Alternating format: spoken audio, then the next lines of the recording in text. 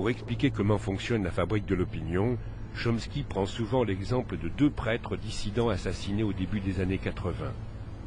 Comment le premier est devenu le symbole planétaire de l'horreur soviétique et comment la mort du second a eu 100 fois moins d'importance.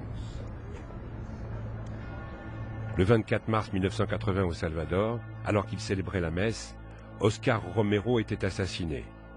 Il était une des figures de la lutte contre la dictature soutenue et imposée à son pays par les États-Unis. Cet assassinat a suscité beaucoup moins d'émotions que celui d'un autre prêtre, le père Popieluszko. Le 19 octobre 1984 en Pologne, le père Popieluszko, un prêtre dissident, est assassiné par la police du pouvoir communiste. L'émotion est immense, les médias se déchaînent, l'assassinat du prêtre devient l'événement numéro 1. Par 10 fois, le New York Times consacre sa première page aux prêtres assassinés par le régime communiste. Noam Chomsky et Edward Herman entreprennent alors une étude comparative très précise de la couverture médiatique des deux assassinats.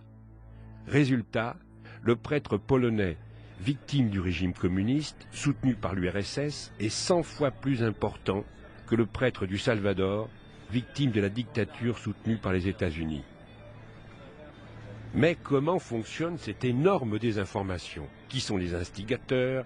Chomsky le répète inlassablement, il n'y a aucun complot, il n'y a pas un bureau secret quelque part où des cerveaux malfaisants tirent les ficelles de l'opinion. Les États-Unis ne sont pas une dictature, les médias sont libres, tout comme en France où les journalistes sont absolument sûrs d'être absolument libres.